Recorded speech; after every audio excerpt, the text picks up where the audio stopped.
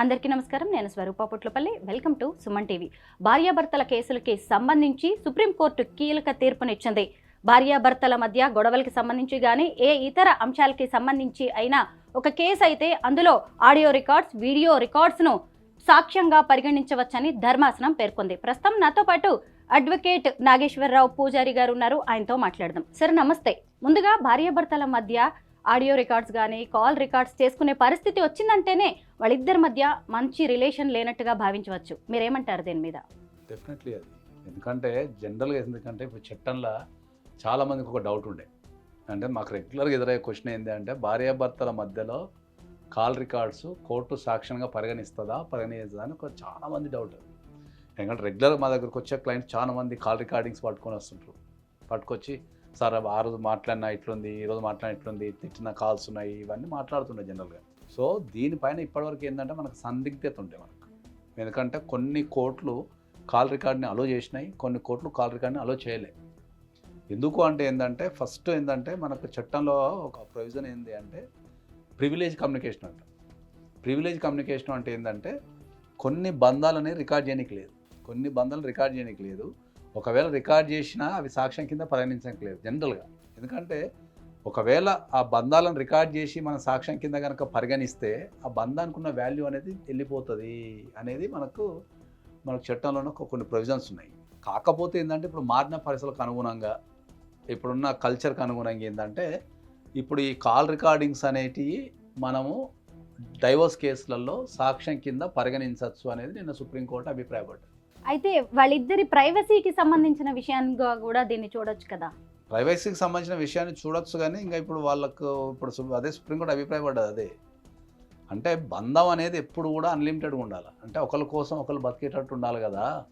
ఒకళ్ళ మీద ఒకరు నిఘా పెట్టుకునేంత ఉంది అంటేనే అక్కడ బంధం బీటలు వారినట్టు కదా. అట్లాంటి బీటలు వారిన బంధాలలో ఇంకేముంటుంది, కాల్ రికార్డింగ్ తీసుకోవచ్చు కదా అనేది సుప్రీంకోర్టు అభిప్రాయపడ్డది. సో ఇప్పటి నుంచి 100% అందరికీ కాల్స్ మాట్లాడడం తగ్గించేస్తారు. ఇక మాట్లాడినా కూడా మంచిగా నీట్గా మాట్లాడతారు. కరెక్టే సార్.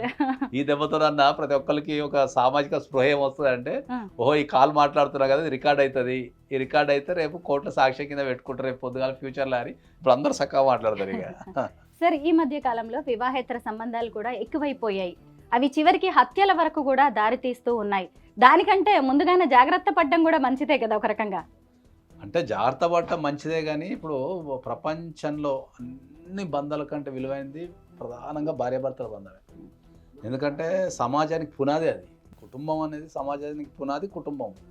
కుటుంబంలో భార్యాభర్తల రిలేషన్షిప్పే మోస్ట్ ఇంపార్టెంట్. ఇప్పటికీ ప్రపంచవ్యాప్తంగా ఈ భార్యాభర్తల బంధాల మీద కానీ గొడవలు కానీ ఎక్కువ అయ్యే ఉంటాయి బాగా. సో అది చాలా విలువైనది అది. దాన్ని రేపు మనము ఈ కాల్ రికార్డ్సింగ్లో మన సాక్ష్యం కింద పరిగణిస్తే ఇంకా బీటల వారే అవకాశం ఉండొచ్చు.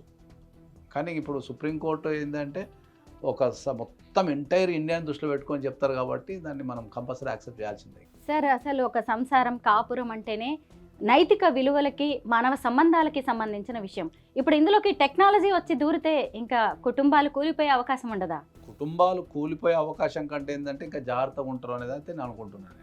ఎందుకంటే ఇప్పటి వరకు అందరికీ ఒక డౌట్ ఉండే ఏంటంటే కోర్టులో కాల్ రికార్డింగ్స్, డైవోర్స్ కేసులలో కాల్ రికార్డింగ్స్ పరిగణించరా అనే విషయం ఉంటుండే.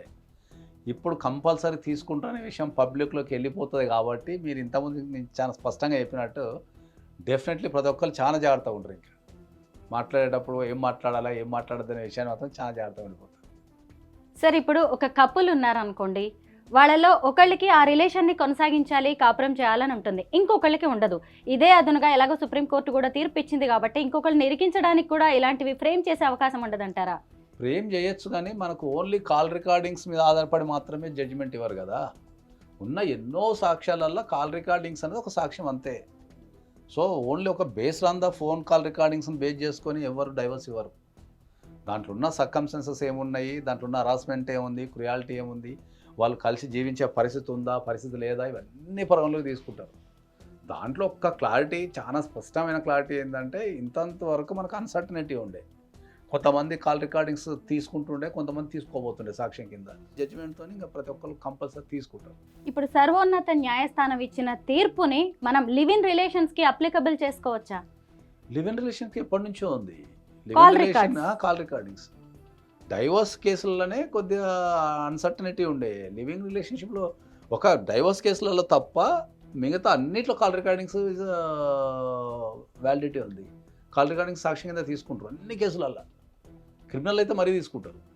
కానీ ఓన్లీ ఒక భార్యాభర్తల ఇష్యూలో మాత్రమే కాల్ రికార్డింగ్స్ మీద మనకు సందిగ్ధత ఉండే. ఎందుకు అంటే ఏంటంటే ఇప్పుడు సింపుల్ లాజిక్ చెప్తా. ఇప్పుడు సుప్రీంకోర్టు ఏ రోజైతే ఇప్పుడు మనకు ఈ కాల్ రికార్డింగ్స్ అనేది సాక్ష్యం కింద పరిగణిస్తారో అన్నాం కదా, ఇక అందరు కాల్ రికార్డింగ్స్ పని పెట్టుకుంటారు.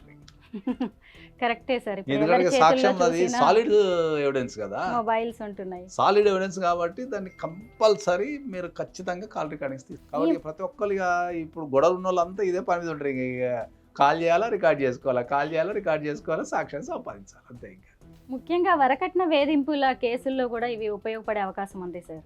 డెఫినెట్లీ వరకట్న వేధింపులు ఉపయోగపడుతుంది. డైవర్స్ కేసులలో కొద్దిగా ఎవిడెన్స్ సేకరించడం చాలా కష్టం. ఎందుకంటే డైవర్స్ కేసులలో ఏంటంటే అన్ని 4 గోడల మధ్యలో జరుగుతుంటాయి. దానికి ఎవరు బాగా ప్రూఫ్ ఉండరు. ఒకవేళ ఎవరైనా ప్రూఫ్ ఉన్నా కూడా ఇటు కుటుంబ సభ్యులు అటు కుటుంబ సభ్యులు అంటారు. థర్డ్ పార్టీస్ వచ్చి ఎక్కువ ఉండరు ప్రూఫ్. సో ఇది ఈ చర్య వల్ల అయితే నాకు తెలిసి కొద్దిగా డైవర్స్ కేసెస్ పెరిగే అవకాశం ఎక్కువ ఉంది. అయితే సుప్రీంకోర్టు ఈ తీర్పుని ఎందుకు ఇవ్వాల్సి వచ్చింది అనేది కూడా మనం బ్యాక్గ్రౌండ్ మాట్లాడుకోవాలి సార్. ఒక కేస్ స్టడీ గురించి మాట్లాడుకుందాం.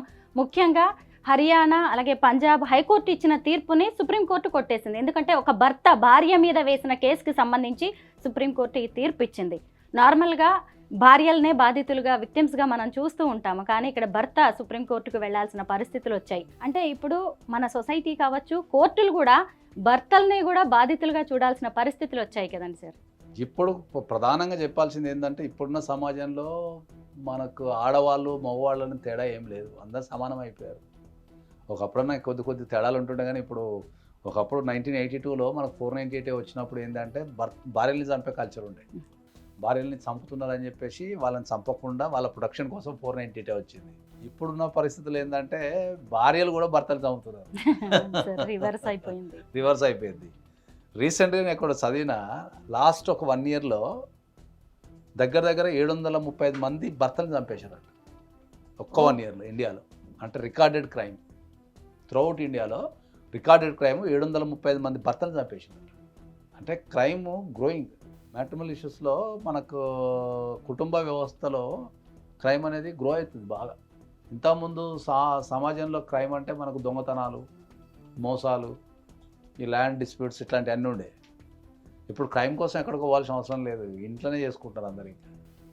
నిజాలు ఎలా ఉన్నా కానీ కోర్టుకు కావాల్సింది సాక్ష్యాలు. కాబట్టే ఇప్పుడు టెక్నాలజీని కూడా వాడుకొని వీటిని సాక్ష్యాలుగా పరిగణించవచ్చని సుప్రీంకోర్టు చెప్పింది. సోషల్ మానిటరింగ్ ఎప్పుడైతే తప్పిపోయిందో అప్పటి నుంచి క్రైమ్, పర్సనల్ లైఫ్ అంటే మ్యాట్రిమోనల్ లైఫ్లో క్రైమ్ పెరిగిపోయింది. మొత్తం మీద ఇక మీదట చాలా మంది జాగ్రత్త పడే అవకాశం ఉంది. Thank you so much sir.